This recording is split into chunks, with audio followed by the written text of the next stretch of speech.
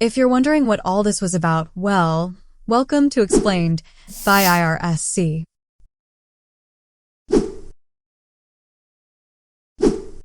So, President Zelensky visited the White House on the 28th day of February to sign the mineral deal just before all hell broke loose, something that played out in front of the media and the entire world. Basically, the deal wasn't signed as President Zelensky left early. Trump set the tone for the whole meeting, arguing that in exchange for giving Ukraine more support than any other country, all America was met with was more and more complaints. And now I'm talking with my friends in Poland, and they are worried that you align yourself too much with Putin. What's your message for them? Well, if I didn't align myself with both of them, you'd never have a deal. You want me to say really terrible things about Putin and then say, "Hi, Vladimir, how are we doing on the deal?" That doesn't work that way. I'm not aligned with Putin. I'm not aligned with anybody. I'm aligned with the United States of America and for the good of the world. I'm aligned with the world, and I want to get this thing over with. You see the hatred he's got for Putin. It's very tough for me to make a deal with that kind of hate. He's got tremendous hatred, and I understand that, but I can tell you the other side isn't exactly in love with, him either. So it's not a question of alignment. I'm aligned with the world. I want to get the thing set. I'm aligned with Europe. I want to see if we can get this thing done. You want me to be tough? I could be tougher than any human being you've ever seen. I'd be so tough. But you're never going to get a deal that way. So that's the way it goes. During the recent meeting, in which the whole natural resources for military equipment deal was supposed to be discussed, Trump was accused of alignment, essentially siding with Putin in the whole negotiations to end the war. Enter the whole exchange between the Vice President J.D. Vance, President Trump, and President Zelensky when it basically went downhill. It starts with Zelensky and a bit of history pointing towards Ukraine not asking for charity, but for survival, and the ramifications of America pulling her support, essentially resulting in support for Russia winning the war. So look, for 4 years in the United States of America, we had a president who stood up at press conferences and talked tough about Vladimir Putin, and then Putin invaded Ukraine and destroyed a significant chunk of the country. The path to peace and the path to prosperity is maybe engaging in diplomacy. We tried the pathway of Joe Biden of thumping our chest and pretending that the President of the United States' words mattered more than the President of the United States' actions. What makes America a good country is America engaging in diplomacy. That's what President Trump is doing. Can I ask you? Sure. Yeah? Yeah. Okay. So he occupied our parts, big parts of Ukraine, part of East and Crimea. So he occupied it on 2014. So during a lot of years, so I'm not speaking about just Biden, but those time was Obama, then President Obama, then President Trump, then President Biden, now President Trump, and God bless, now President Trump will stop him. But during 2014, nobody stopped him. He just occupied and took. He killed people. You know what the contact line? 2015. 2014. 2014 and 2015. 2014. Yeah. So I was not here. Yeah, but that's exactly right. Yes, but during 2014 till 2022, the situation the same. The people have been dying on the contact line. Nobody stopped him. You know that we had conversations with him, a lot of conversation, my bilateral conversation, and we signed with him. Me, like a new president. In 2019, I signed with him the deal. I signed with him, Macron and Merkel, we signed ceasefire. Ceasefire. All of them told me that he will never go. We signed him with gas contract. Gas contract. Yes, but after that, he broken this ceasefire. He killed our people and he didn't exchange prisoners. We signed the exchange of prisoners, but he didn't do it. What kind of diplomacy, JD, you are speaking about? What do you mean? I'm talking about the kind of diplomacy that's going to end the destruction of your country. Yes, but if you Mr. are President, not Mr. President, with respect, I think it's disrespectful for you to come into the Oval Office and try to litigate this in front of the American media. Right now, you guys are going around and forcing conscripts to the front lines because you have manpower problems. You should be thanking the President for trying to bring an end to this conflict. Have you ever been to Ukraine that you say what problems we have?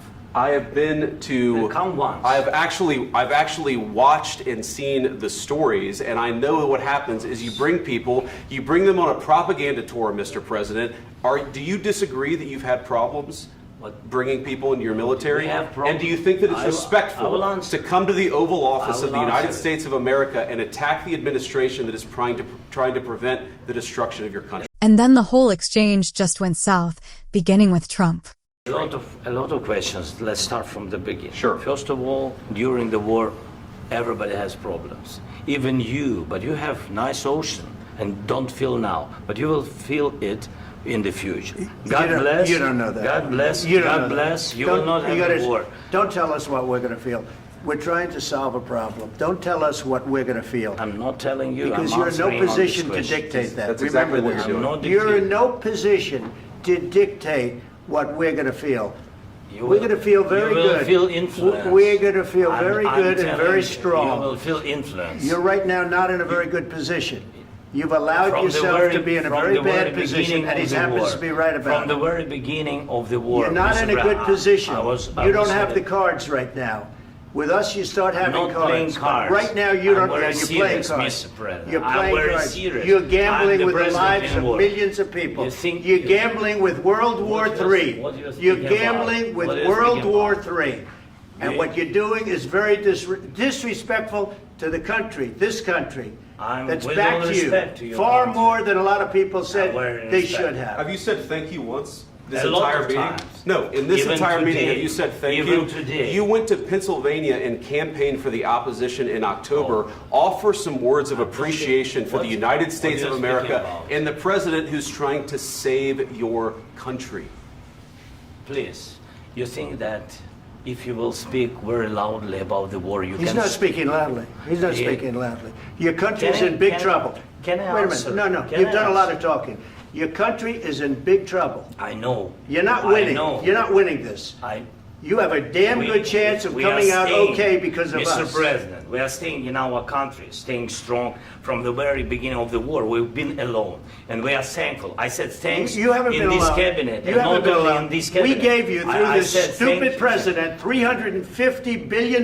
You voted we gave for you your military president. equipment, You and you voted men for are your brave, president. but they had to use our military. What about if you didn't have You our invited military me- equipment, you invited if me you to didn't speak- have our military equipment, this war would have been over in 2 weeks. In 3 okay? days, I heard it from Putin. In 3 days, this is something Maybe new. less. In 2 weeks, of course, yes. It's going to be a very hard thing to do business like this. I Again, tell you. just say thank you. I said a lot of times thank you to American people. Accept that there are disagreements, and let's go litigate those disagreements rather than trying to fight it out in the American media when you're wrong. We know that you're wrong. But you see, I think it's good for the American people to see what's going on. I understand, sir. I think it's I very understand. important. That's why I kept this going so long. You have to be thankful. You I'm- don't have the I'm cards. thankful. You're buried there. Your people are dying. tell you You're again, running I low know. on soldiers. Don't- Listen, don't please, you're running Mr. low on President. soldiers. It would be a damn good thing. Mr. And then President. then you tell us, I don't want a ceasefire. I don't want a ceasefire. I want to go and I want this. I've empowered you to be a tough guy. And I don't think you'd be a tough guy without the United States. And your people are very brave. But you're either going to make a deal or we're out. And if we're out, you'll fight it out. I don't think it's going to be pretty, but you'll fight it out. But you don't have the cards. But once we sign that deal, you're in a much better position. But you're not acting at all thankful. And that's not a nice thing. All this culminated into President Zelensky having to leave the White House early as Trump canceled the signing ceremony, with Zelensky embarking on a tour of Europe, first destination, London. No press conference, no statement, no deal being signed. And in that Truth Social post, it was almost as if the president was scolding a naughty child, saying you can come back down from your room when you learn to behave. Jonathan, a moment without precedent in living memory in the United States, where a meeting of two heads of states comes to an end in such a disastrous fashion. And in the last few minutes, we're also hearing from Fox News in the United States that a White House official has told them, and I quote, Trump kicked out Zelensky. He did not walk off on his own. The rare minerals deal was not signed.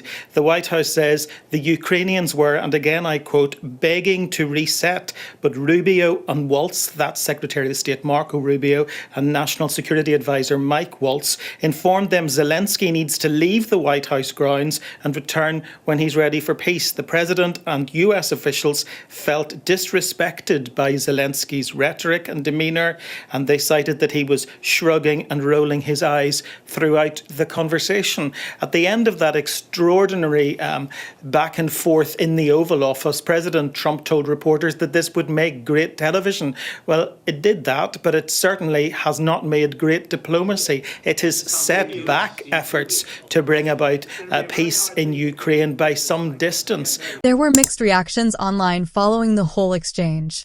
On the one hand, some praised President Zelensky for standing firm in the whole situation despite being put on the spot, of course criticizing President Trump for a whole host of things. Others criticized President Zelensky for a whole host of things, including being disrespectful and being entitled, among many other things. Almost immediately after the exchange, pro-Ukrainian protests erupted all over the U.S., especially outside the White House.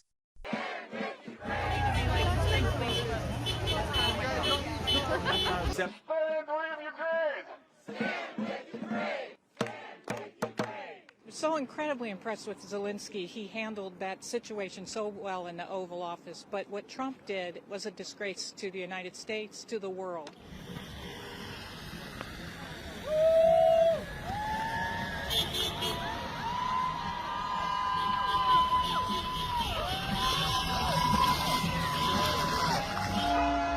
You're my best friend. I love you. I love you.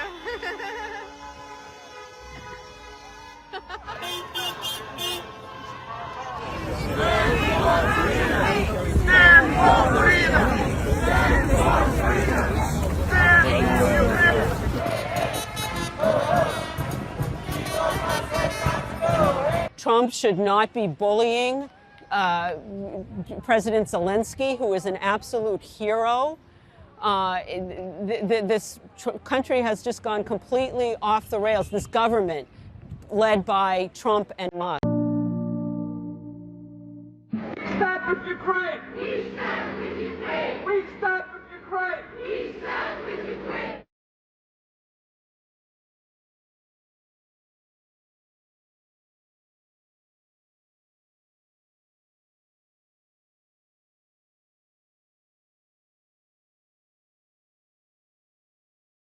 Слава Україні!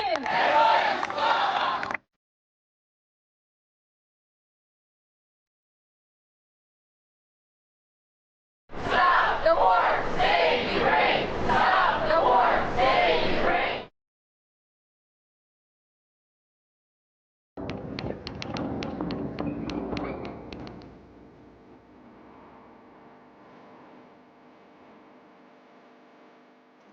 The protests were also witnessed in Vermont, where the vice president's family was visiting and had to be moved to a resort different from the one they were supposed to ski at.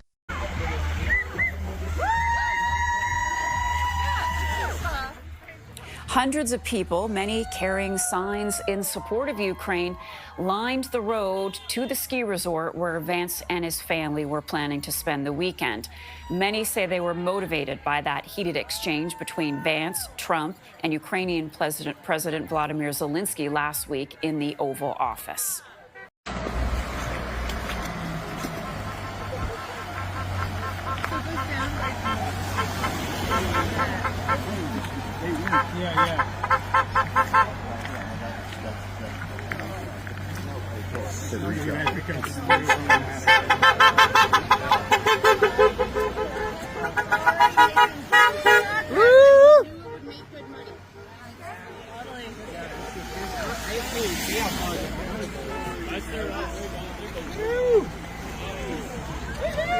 get you guys. 1, 2, 3.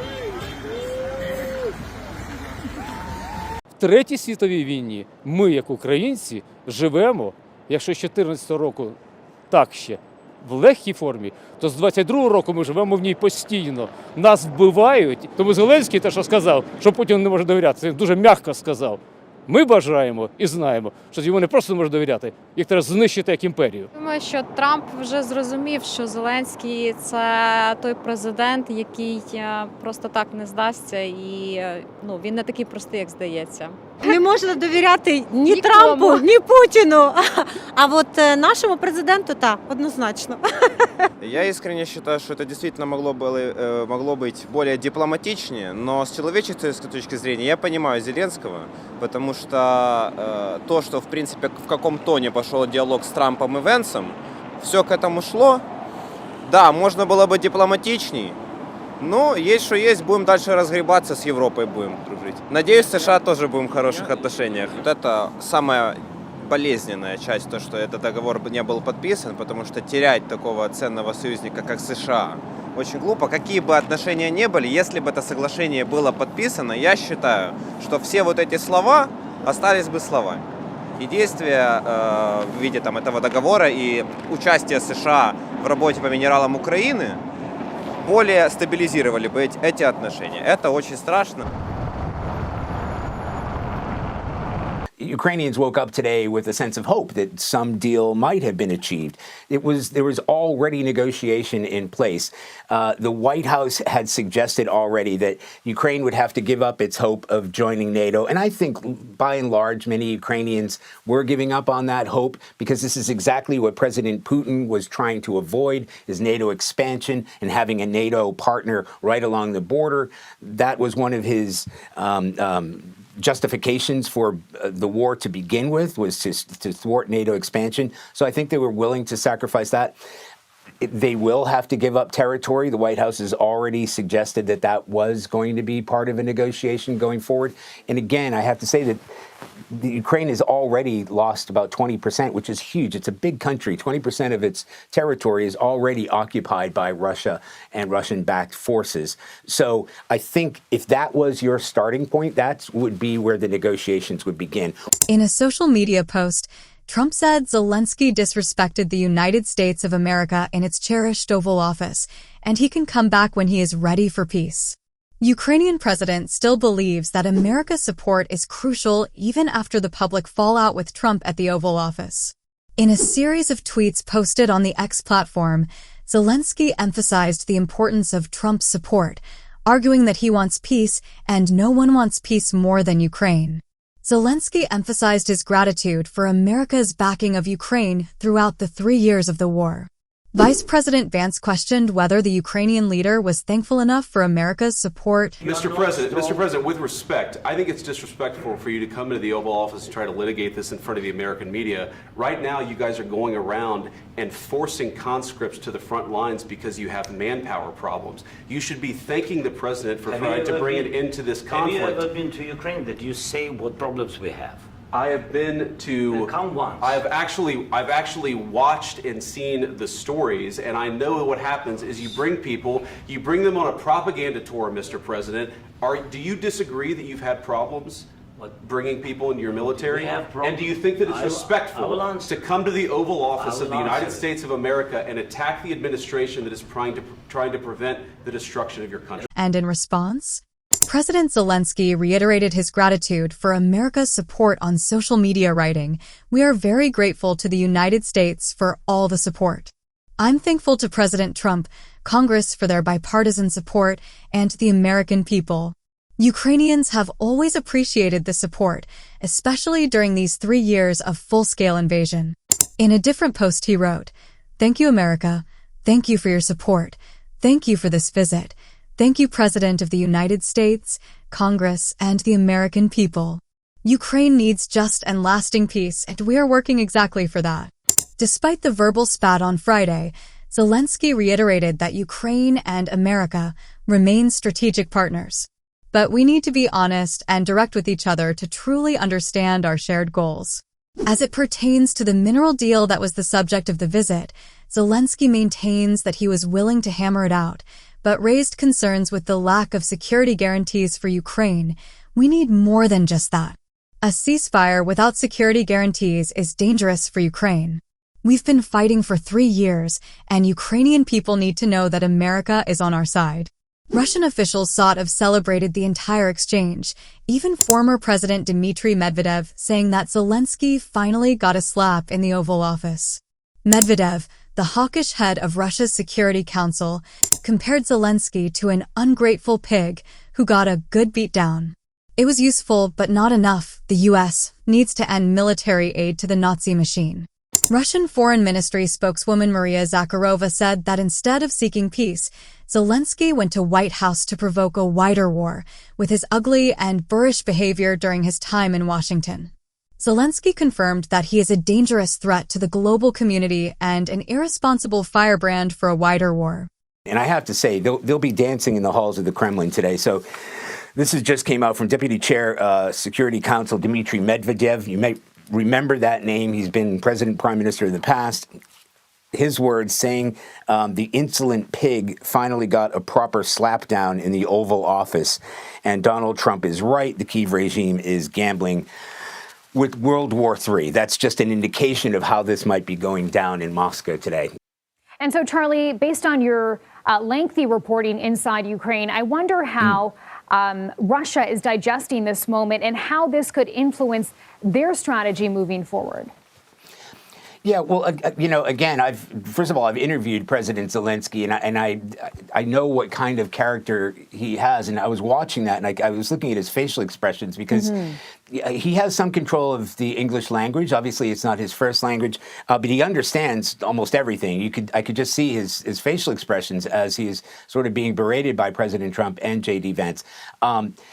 And then he was able to, communicate as well as he could with his control of the English language in arguing back. But he will be fired up. The people of Ukraine will be fired up and disheartened by what had happened. But the Russians will be celebrating. The Russian population, certainly the Russian government, President Putin, this plays right into his hands. And there are a great number of Russians who do support the war in Ukraine and do support President Putin. So they will be rallied by this. And again, Ukrainians want this war to end more than anybody else. It may be that the Russians are tired of losing, hundreds of thousands of their own fighting forces. They might want to see this brought to an end. But the kind of language coming out of the White House will have crippled any kind of leverage and any kind of advantage that Kyiv may have thought they had going into today.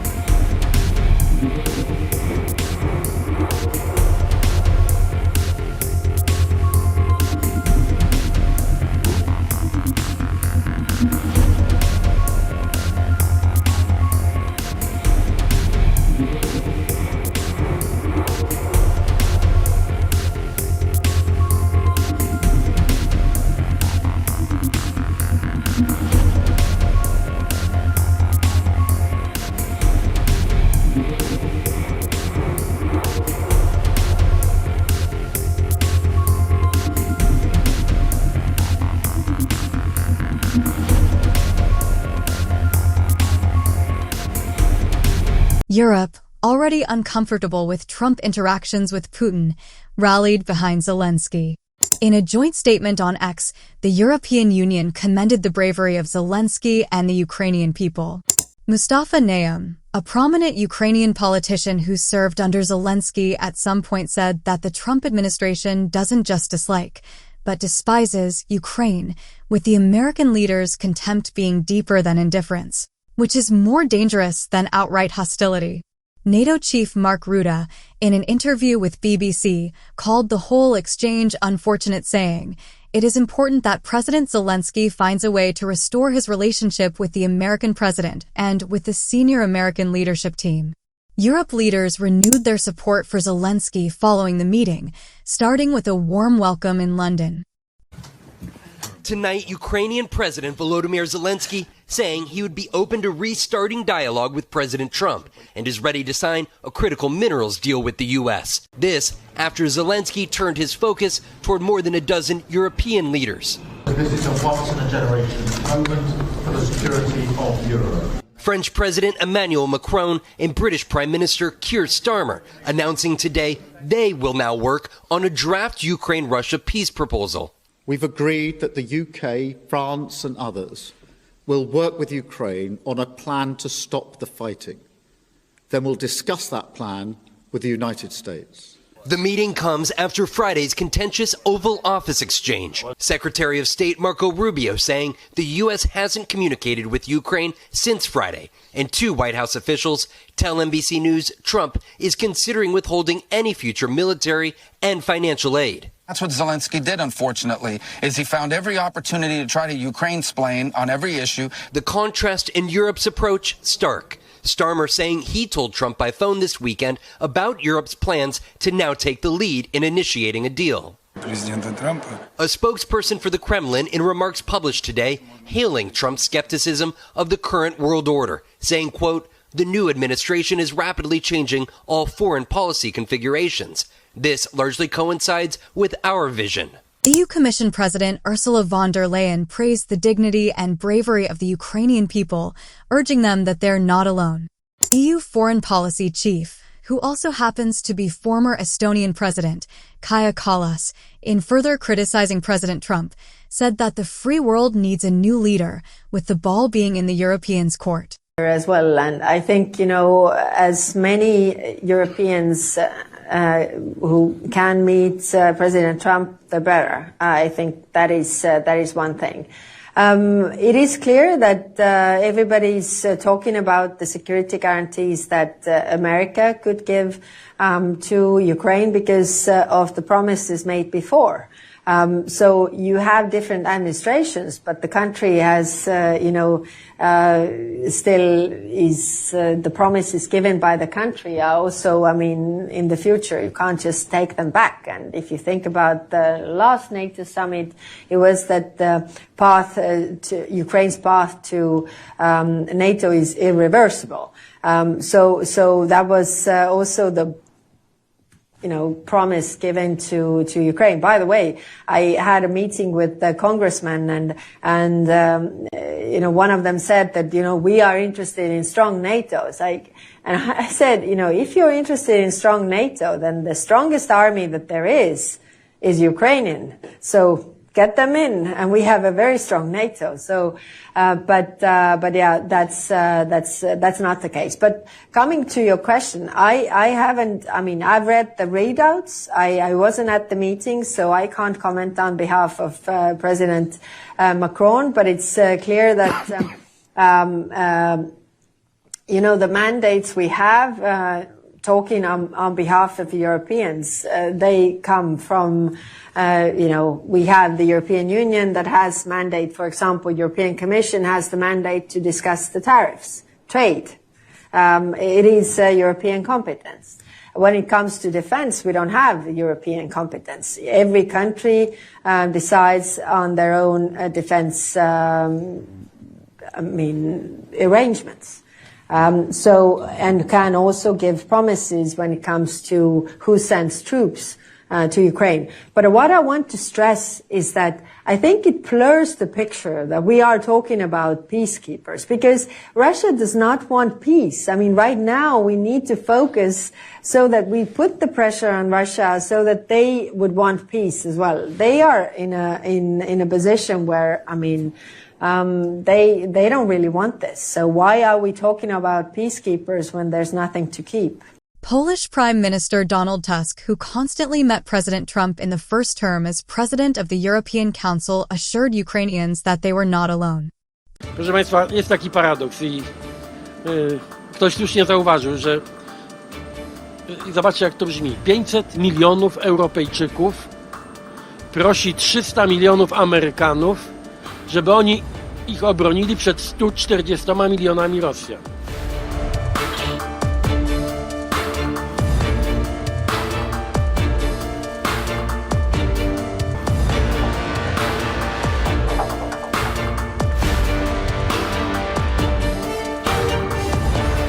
wszyscy też są przekonani, że Europa musi wziąć na siebie coraz więcej odpowiedzialności i zacząć dźwigać te ciężary związane z budową przemysłu zbrojeniowego, zwiększonej pomocy dla Ukrainy w czasie wojny, większych wydatków w ramach NATO na swoje budżety obronne, ale na szczęście wszyscy bez wyjątku chcieliby, niezależnie od emocji, aby relacje transatlantyckie, europejsko-amerykańskie były jak najsilniejsze.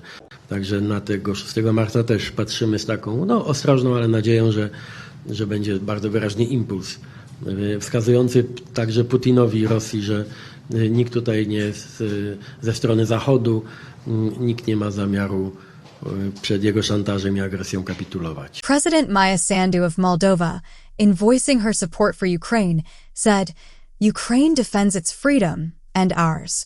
Her government has recently shared a series of election interference allegations against Russia, hence validating her stance in all this. Swedish Prime Minister Ulf Kristersson reiterated support for Ukraine, saying the country is fighting for itself and Europe. We have we have the phrase of a merit-based process, and since there are a lot of merits, there is a good reason for speediness in the process. So that's very easy, and I really wouldn't mind to have a very specific date. I think there is an urgency in becoming a European Union member, and even more so if there is put at doubt whether Ukraine will be allowed into NATO for every country. So I think the European Union accession is of urgent need. Worth noting is Sweden recently ditched its long-standing neutrality for a position in NATO following Russia's invasion of Ukraine and the resulting fears for her own security.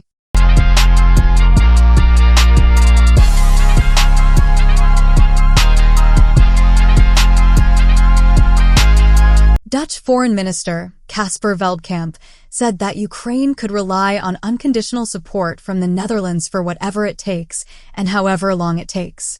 With the US administration regarding the Gaza Strip, it's very important that the ceasefire holds. For that we need two parties, Israel and Hamas, to work constructively also towards the second phase. That will not be easy. That is very important because with the ceasefire we can see the release of all the hostages, which is important. We can also see safeguard that more humanitarian aid will come in and really be distributed to those in need. And hopefully this ceasefire also brings an end to the war. That is very important. I would not speculate about ideas of the people, of the Palestinian people of the Gaza Strip to go anywhere else. Those who are the Palestinians in the Palestinian territories should be able to remain in the Palestinian territories, be it the West Bank or the Gaza Strip. We have to go now. Last question. Not go into panic mode on Trump. What's your idea on this? We see panic mode is never good in foreign policy making. It's never good. It's never a good base of foreign policy making. There's no reason to be in panic mode. We are not in panic mode. What is very important is that we chart our way in a constructive engagement, because the relations between Europe and the US are very intensive, both on the economic front as well as regarding security and defense policy. Thank you. Germany's foreign minister, Annalena Baerbock, reiterated the country's and Europe's support for Ukraine. Eine ruchlose Zeit, in der wir die regelbasierte internationale Ordnung und die Stärke des Rechts mehr denn je gegen die Macht der Stärkeren verteidigen müssen. Denn sonst kann kein freies Land mehr ruhig schlafen, das einen stärkeren Nachbarn hat. Daher sage ich klar und über den Atlantik hinweg: Was richtig und was falsch ist, darf uns nie egal sein. Niemand braucht und niemand wünscht sich sehnlicher Frieden als die Ukrainerinnen und Ukrainer. Die diplomatischen Bemühungen der USA sind dabei natürlich wichtig. Aber ein solcher Frieden muss gerecht und dauerhaft sein und nicht nur die Ruhepause bis zum nächsten Angriff Russlands. Wir müssen unsere deutsche Unterstützung für die Ukraine noch einmal ausbauen, und zwar unverzüglich. Ich appelliere an alle im Bundestag vertretenen demokratischen Parteien, daher jetzt die blockierten 3 Milliarden Euro Hilfsgelder für die Ukraine freizugeben. Auch wenn das der wohl heißeste Moment seit Ende des Kalten Krieges ist, müssen wir weiter besonnen und mit einem kühlen Kopf handeln. Das heißt auch, wir betrachten Investitionen in unsere europäische Sicherheit weiter auch als Investitionen in unsere transatlantischen Beziehungen.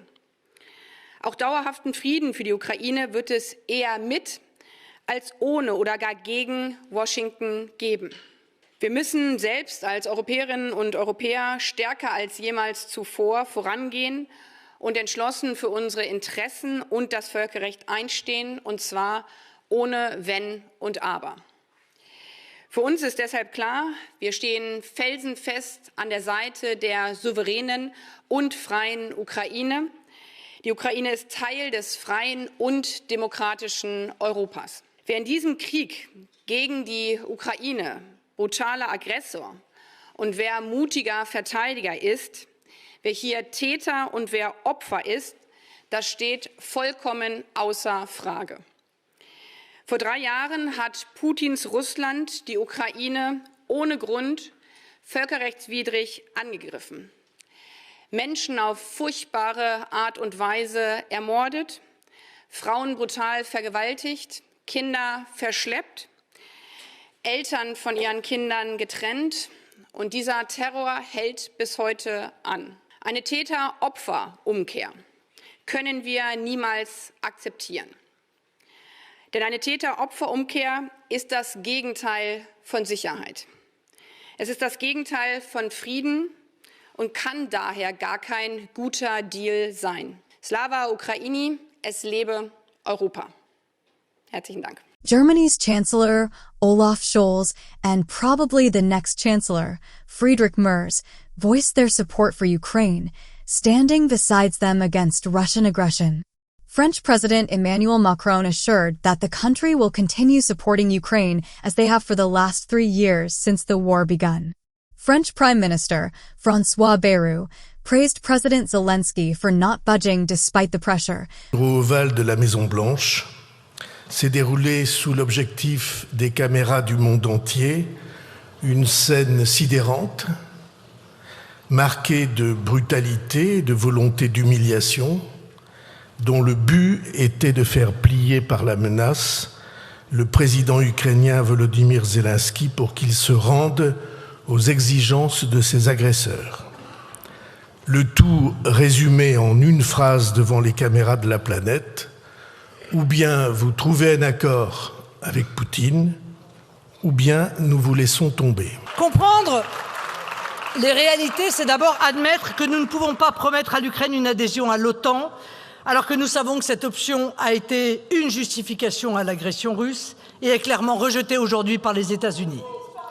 De même, l'adhésion de l'Ukraine à l'Union européenne va incontestablement à l'encontre de nos intérêts. Cette adhésion coûterait des milliards d'euros à la France. Elle créerait une nouvelle distorsion de concurrence sur le marché du travail, impactant fortement. With the Eiffel Tower lighting up with the colors of the Ukrainian flag. UK's Prime Minister Keir Starmer, through his office, said, "The UK retains unwavering support for Ukraine and is doing all he can to find a path forward to a lasting peace based on sovereignty and security for Ukraine." Starmer further guaranteed Ukraine a full support as they met in the official London residence. London promised Kyiv $2.8 billion worth of loans to be paid by frozen Russian assets. You could remember that the West embarked on a mission to sanction Russian oligarchs following the Russian invasion of Ukraine in 2022, among other measures to try isolate Russia from the rest of the world. Zelensky said that the funds provided by the UK would go into Ukraine's weapons manufacturing, which would bank on UK's security guarantees. Zelensky's UK trip comes ahead of the upcoming summit of European leaders that was arranged in response to a seeming partnership between Washington and Moscow. Высокого уровня эксперты встретятся и рассмотрят системные проблемы, которые накопились в результате противоправной деятельности предыдущей администрации по созданию искусственных препон для деятельности российского посольства, на что мы, естественно, отвечали взаимностью и создавали тоже некомфортные условия для работы американского посольства в Москве. Такая встреча состоится завтра в Стамбуле. Я думаю, что по ее итогам будет понятно, насколько мы можем двигаться быстро и эффективно. Никаких вариантов не можем рассматривать. Кстати, я не знаю, что там Макрон говорил. Он свою роль играл не очень убедительно в Вашингтоне. Но президент Трамп, когда на пресс-конференции эта тема была затронута, как я читал, сказал, что решение о развертывании миротворческих сил возможно лишь с согласия обеих сторон. Ну, видимо, имея в виду нас и Украину. Нас никто об этом не спрашивает. Макрон заявлял в Вашингтоне о необходимости срочного перемирия, ввода вот этих миротворческих сил, а потом, дескать, поговорим и о территориях, о судьбах людей, о других принципах урегулирования.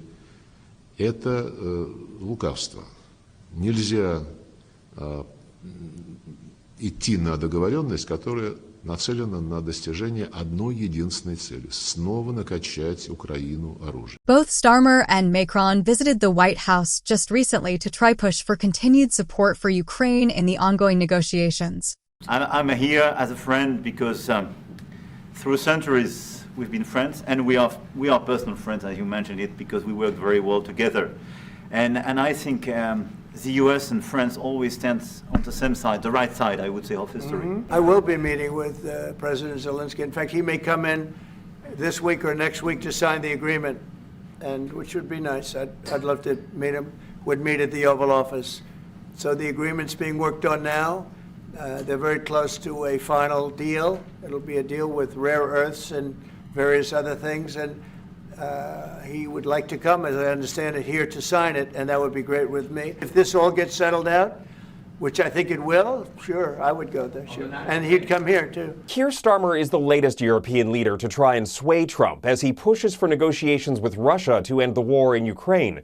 Just like France's Emmanuel Macron earlier this week, Starmer is urging Trump not to abandon Ukraine to Vladimir Putin. It can't be peace that rewards the aggressor. During their meeting, Starmer was clear the UK is willing to do what it takes to keep the peace, offering some of the security guarantees Ukraine is looking for. And I'm clear that the UK is ready to put boots on the ground and planes in the air to support a deal, working together with our allies, because that is the only way that peace will last. But in a sign of what Ukrainian President Volodymyr Zelensky may face on Friday, Trump continued to suggest he has total faith in Putin. Russia has been acting very well. I don't believe he's going to violate his word. I don't think he'll be back. When we make a deal, I think the deal's going to hold. Now, we did see Trump moderate his tone about Zelensky slightly. He acknowledged that the relationship has become testy, and listen to what happened when he was asked to clarify his recent comments calling Zelensky a dictator.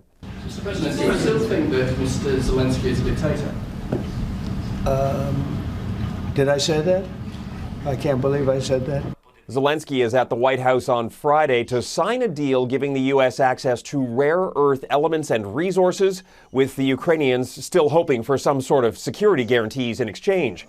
As for Starmer, he said both he and Trump are focused on ending the war. Just to follow up on that, if British troops are in Ukraine keeping the peace and get attacked by Russia, will you come to their aid? If the British people are in Ukraine and they get attacked, If British soldiers in Ukraine. you know, I've always found about the British, they don't need much help. They can take care of themselves very well. You know what? No, it sounds like it's evasive, but it's not evasive. You know, the British have been incredible soldiers, incredible military, and they can take care of themselves. But if they need help, I'll always be with the British, okay? I'll always be with them. But they don't need help. You look at their career. You have done very well over the years, haven't you? We have. I'm very proud of our country. And but we've also always been there backing each other up between our two countries. That is why this is the greatest alliance for prosperity and security I think the world has ever seen. Whenever necessary, we've absolutely backed each other up, and that's at the Could you take on Russia by yourselves? Well, There was a lot of tensions in the build-up to this meeting, with the tensions starting with Vice President J.D. Vance's speech in Munich a while back, which basically divorced America from the bloc. We gather at this conference, of course, to discuss security. And normally, we mean threats to our external security. I see many great military leaders gathered here today. But while the Trump administration is very concerned with European security and believes that we can come to a reasonable settlement between Russia and Ukraine, and we also believe that it's important in the coming years for Europe to step up in a big way to provide for its own defense, the threat that I worry the most about vis-a-vis Europe is not Russia, it's not China, it's not any other external actor. And what I worry about is the threat from within, the retreat of Europe from some of its most fundamental values, values shared with the United States of America. Now, I was struck that a former European commissioner went on television recently and sounded delighted that the Romanian government had just annulled an entire election. He warned that if things don't go to plan, the very same thing could happen in Germany, too. Now, these cavalier statements are shocking to American ears. For years, we've been told that everything we fund and support is in the name of our shared democratic values. Everything from our Ukraine policy to digital censorship is billed as a defense of democracy.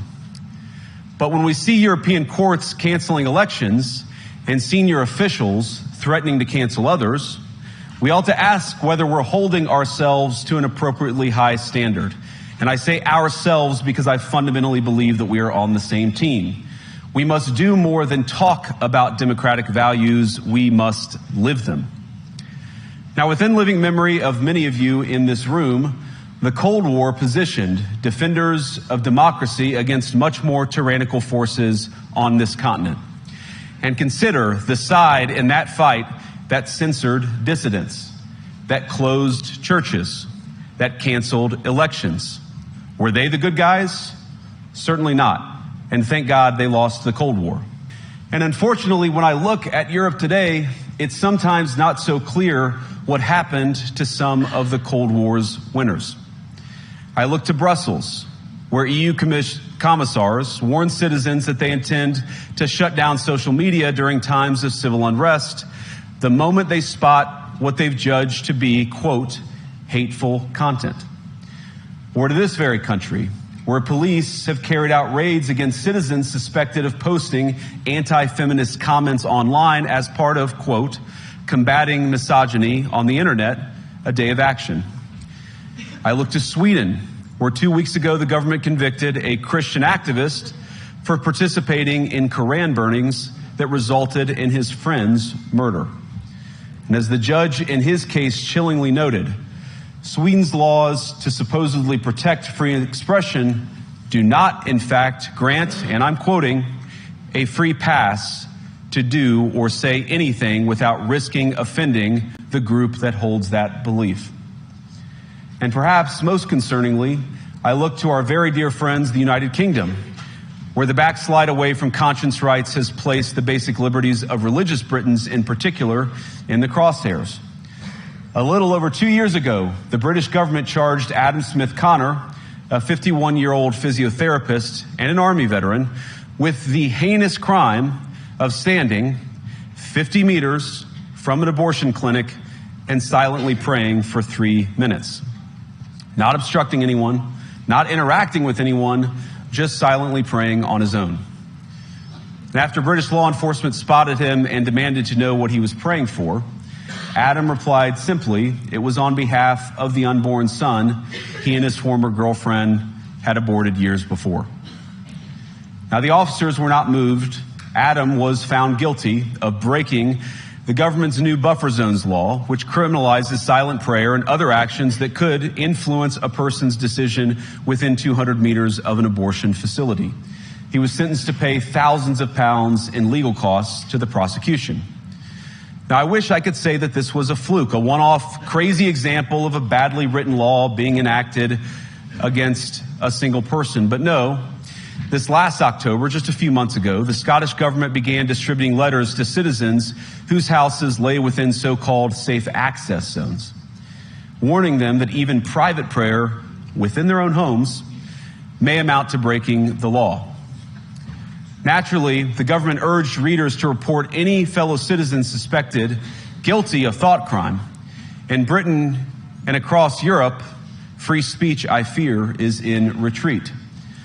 And in the interest of comedy, my friends, but also in the interest of truth, I will admit that sometimes the loudest voices for censorship have come not from within Europe, but from within my own country. The allegations surrounding America aligning with Russia are based on a recent meeting between Russian and American officials without Ukrainian officials.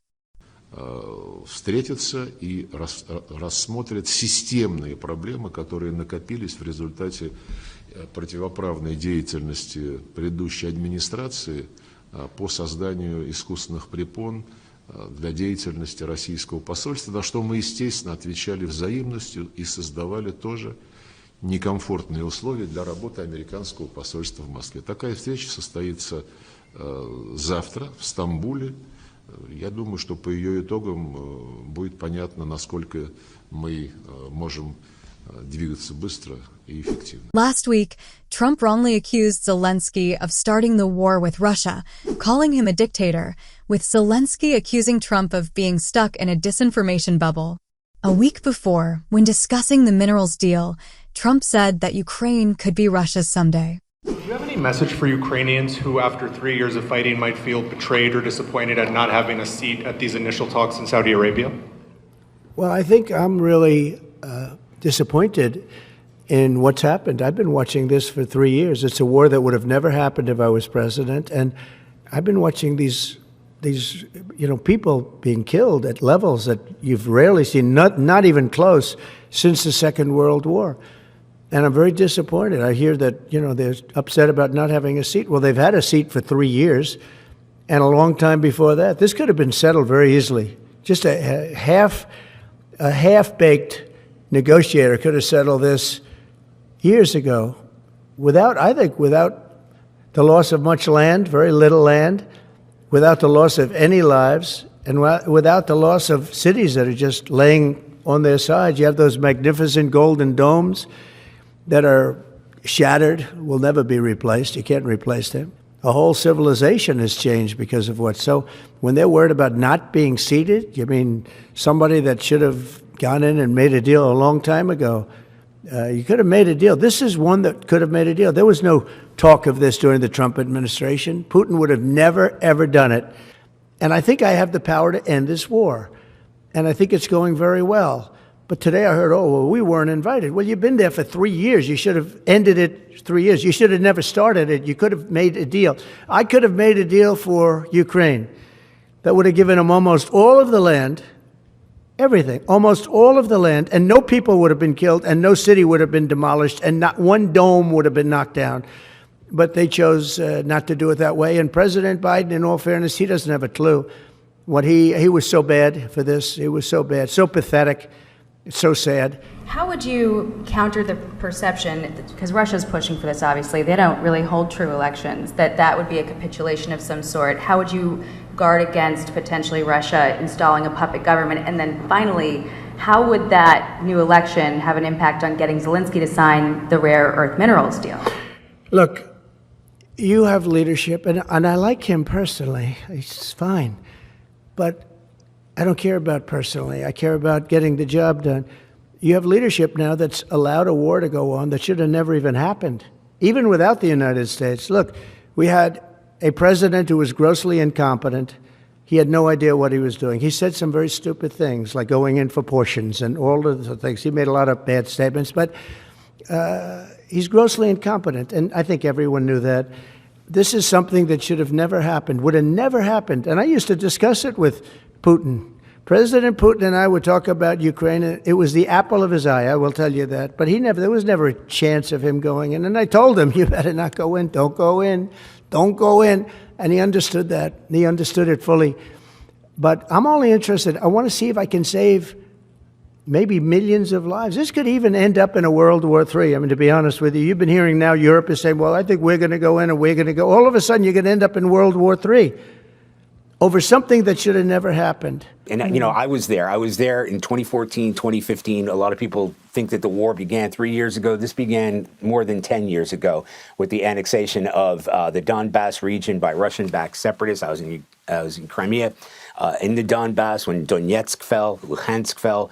That has been territory that Russia had already claimed and then continued to advance. I mean, when there's a suggestion that this war was not started by Russia, I was in Kyiv. I was in the capital when the airstrikes began that morning. This is Russian aggression and containment. This is going to be, I mean, it already is a European problem, far more than it is an American problem, but it is going to be an increasing problem for Europe if they are called in to either police whatever sort of negotiation may come out of this. I mean, it's anybody's guess what's going to happen now after what happened this afternoon.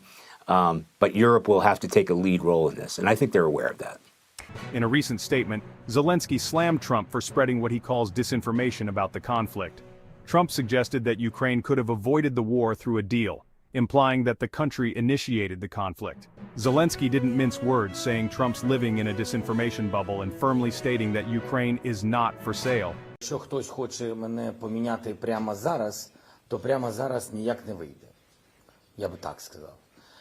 Друга історія, раз вже говоримо про 4%, ми бачили цю дезінформацію, ми розуміємо, що вона йде від Росії, ми розуміємо це, і у нас є докази, що ці цифри, вони обговорюються між Америкою і Росією. Ну, тобто, на жаль, президент Трамп з великою повагою до нього відносимося як до лідера народу, який ми дуже поважаємо, американський народ, який нас постійно підтримує, на жаль, живе в цьому дезінформаційному просторі. Я вважаю, що Сполучені Штати Америки допомогли Путіну вийти із багатолітньої ізоляції.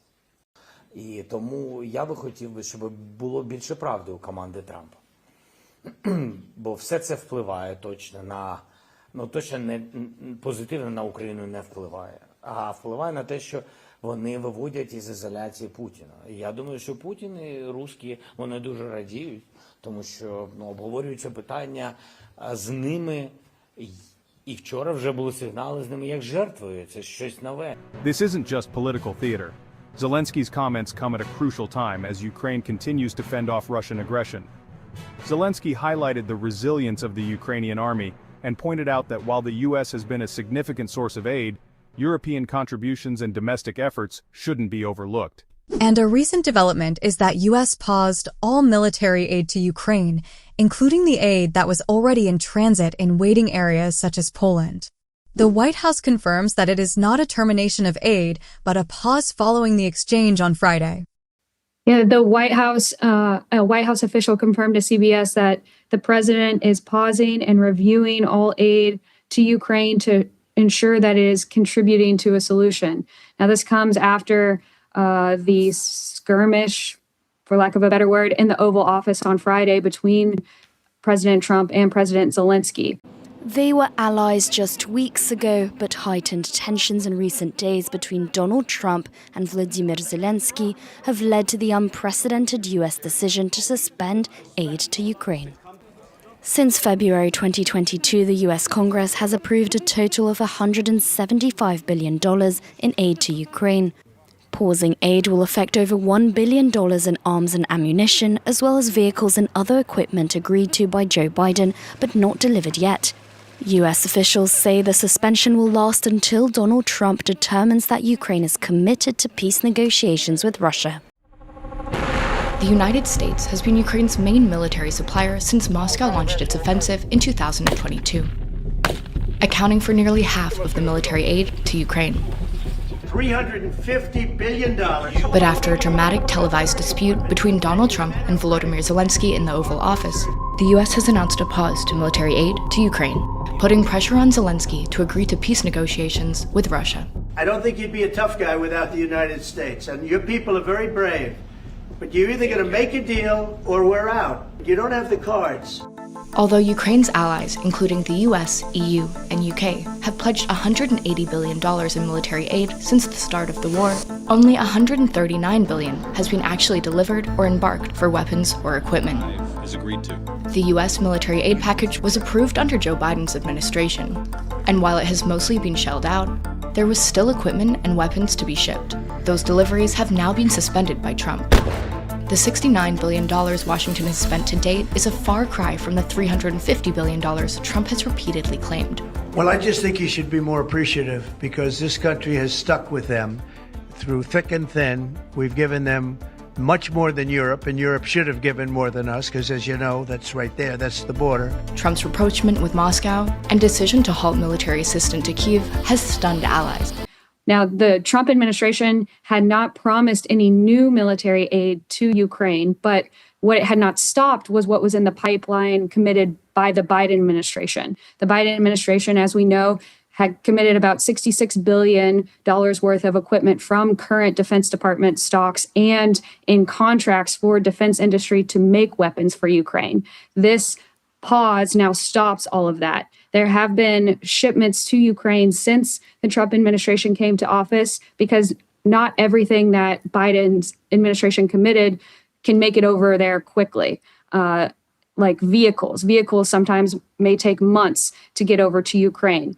What the Trump administration had been doing was just letting that go to Ukraine without committing anything more. Now it appears that the Trump administration has stopped all aid from flowing to Ukraine. The Trump administration is moving the line just a little bit more to try and get Ukraine to the negotiating table to get Ukraine to agree with some of what President Trump is saying for peace. The passive flow of aid had not been touched. We're more than a month into the Trump administration, and for all the criticism President Trump and Vice President J.D. Vance gave the Biden administration during the campaign, they had not touched what was flowing already to Ukraine when they got into office. Now that has changed and remains to be seen how quickly that will affect the Ukrainians on the battlefield. Vice President J.D. Vance explained that Ukrainian President Zelensky was unwilling to engage in peace and sustaining the Ukraine war was not viable for the U.S. The American people are saying we don't want to fund the war indefinitely, so the only thing that is in the best interest of America, of Russia, of Ukraine, and of Europe is to bring this thing to a close. The president is actually taking a much more realistic perspective and saying this can't go on forever. We can't fund this thing forever. The decision comes after heightened tensions between Donald Trump and Vladimir Zelensky, who clashed in a meeting at the Oval Office on Friday. The U.S. president says Ukraine is not doing enough to move towards a peace deal with Russia. Also at stake is the agreement on minerals, which would allow for the exploitation of Ukrainian resources by Washington in return for its support for Kyiv over the last 3 years, a deal which was left unsigned last Friday. President Zelensky has reiterated that Ukraine needs security guarantees before moving towards a truce. We need peace, real, honest peace, not endless war. And we need security guarantees. It was the lack of security guarantees for Ukraine 11 years ago that allowed Russia to start with the occupation of Crimea and the war in Donbass. What's the reaction this hour there at the Pentagon to all of this? Well, there hasn't been an official reaction from the Pentagon, and I don't think we can expect to see a reaction from the Pentagon, from the defense secretary on down. You know, this would be in keeping with the White House. The Pentagon is here, and the Defense Department is here at the White House's bidding, and the Trump administration's bidding. I think what we can add to the conversation is the amount of weaponry, the sophistication of the weaponry that the United States has been providing. I know that Major Garrett had already commented on the fact that there's been numbers thrown around $300 billion. It's far less than half that. Still a significant amount of money. But if the United States were to withdraw or to shut off that military aid, by the way, it should also be pointed out that a lot of that money goes right back into the U.S. military industrial base, you know, in terms of providing the weaponry. Most importantly, it will impact the artillery rounds. That's what Ukraine needs to continue fighting. And it's also, again, the sophistication of the weapons that the United States and this building provides in terms of the long-range weapons, the ATACMS and the precision weapons, the air defense systems. That is critical and vital. And that is something that will have an immediate impact on Ukraine if the United States were to withdraw its military support. It has been said that the Europeans are going to step up. Prime Minister Starmer said that that would happen. But from Ukrainian officials, what they have said themselves is without U.S. support, they estimate that they can continue fighting for about 6 months. The fact of the matter is that they are outnumbered and outgunned by Russia in every meaningful metric. This has always been a war of attrition. If it were to be a war of attrition, it was one that President Putin would win. The freezing of U.S. military aid to Ukraine leaves dangerous weak spots in its defense against Russia's invasion. Experts say European allies will struggle to plug these gaps. U.S. exports are considered indispensable for obtaining the satellites, drones, and other aircraft needed for spying effectively on enemy positions. Якщо це, скажімо, буде повне припинення, не призупинка, як заявлено, і то неофіційне поки що, а повне припинення, особливо це стосується надання супутникових даних і розвідувальної інформації, оце було б тоді небезпечно. Ukraine also needs sophisticated air defense guns to shoot down the barrage of missiles and drones that Russia fires daily at its towns and infrastructure. It has 7 US-made Patriot air defense systems provided by the US, Germany, and Romania. Знову ж таки, чи призведе відсутність ракет для Петріота до зупинки боротьби України і Збройних сил України проти російської агресії? Ні. Це лише просто відкриє українські міста, тобто цивільних, до російських ударів. Тобто цивільних стане вбивати легше. От і все, що доб'ється Трамп. Тобто Трамп буде співучасником вбивств. От і все. Він не примусить Україну зупинитися. Він просто дасть можливість Путіну вбивати українців легше. От і все. But it is really an outstanding question as to whether President Trump continues the current level of U.S. security assistance to Ukraine. Keep in mind that in addition to the billions of dollars the United States has provided to Ukraine, there are also very important weapon systems that we've deployed to the region to provide for Ukraine's security, like anti-missile defenses known as Patriot batteries. We have also provided really critical intelligence and logistics support to Ukraine to counter Russian aggression. And based upon what transpired in the Oval, it is an outstanding question as to whether President Trump continues all of that. At the same time, if we think longer term, Putin likely now feels like he has an open door to continue his treacherous work within Ukraine and potentially to expand on that into other parts of Europe in the months ahead. That is why, for Europeans, this is an existential crisis on their continent. They do not view Ukraine's sovereignty as charity work. They view it as providing for Ukraine and ultimately deterring Putin longer term. Americans historically have felt the same when it comes to Russian aggression. However, President Trump seems to think that Ukraine is a charity case rather than an important hedge against Russia. And I wonder, Sam, what would happen if the U.S. got to a point where it said we're not supporting Ukraine anymore? Because you talked about some of the support that we're currently seeing on the ground. Would other European countries be able to bridge the gap there? European countries have been scenario planning for this moment, unfortunately, since President Trump was elected. I say unfortunately because it's a very devastating conversation to have. However, I think it is unlikely that in a requisite and appropriate time frame, the Europeans could one-for-one backfill American support, both in terms of dollars as well as in terms of capabilities. The Europeans have said that they'll put forward a peacekeeping force. They have offered up a serious amount of money themselves to the Ukrainians as well as weapons. But I don't think that Europe is prepared or will be prepared in a short enough time frame to step in to fill the void created by the U.S. if we withdraw security assistance. What is important to point out here, and as Sam had pointed out, I think the critical mass is the air defense systems. You know, this isn't an offensive weapon in trying to retake and reclaim territory that Russia will have already taken, but this is to defend Ukrainian territory and specifically, you know, big targets like Kyiv itself. and to protect the people of Ukraine and the government and the infrastructure, etc.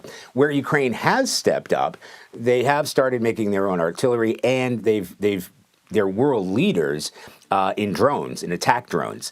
So, I mean, even the United States is looking at the sophistication and the technology and range of Ukrainian drones. And by and large, they have been very effective against Russian forces. So they would continue to work in that manner. But as Sam pointed out, you know, when you have these European partners getting closer to the physical fight, if they were to have a sort of a peacekeeping force in Ukraine, well, that in itself posits them right next to Russian forces. And as we've seen in many areas, and I've personally witnessed around the globe, you know, these ceasefires are fragile, and they can shatter at any moment. And then you have an opportunity where you've got Russian forces pitted against European forces, not just against Ukrainians themselves. So, you know, we are at a very, very perilous and pivotal point in this conflict. European leaders who are meeting in Brussels this week for a special summit on Ukraine and security will need to redouble their efforts in bolstering defense spending and their support to Kiev, as an extended pause in the delivery of military aid could give a major advantage to Russian forces on the front. Hours after the US announced the pause, EU chief Ursula von der Leyen presented a plan to mobilize some $834 billion for Europe's defense and to provide military support for Ukraine. This will help member states to pool demand and to buy together. And of course, with this equipment, member states can massively step up their support to Ukraine. Like Ukraine, European partners have been excluded from US-Russia negotiations towards a potential truce, prompting fears any deal proposed will be on Moscow's terms. Ukraina wymaga stałego wsparcia i możliwie silnej pozycji przed negocjacjami z Rosją. Nikt nie ma wątpliwości, kto jest agresorem, kto jest ofiarą i po czyjej stronie stoi Europa w tym konflikcie. Oczywiście po stronie Ukrainy. Since the pause on aid to Ukraine, Europe now has to contemplate the stark prospect of US withdrawing longer-term support. But a broad consensus has emerged. Europe needs to significantly ramp up its military spending to bolster its defense against Russia, a key demand from Trump's administration towards its NATO allies.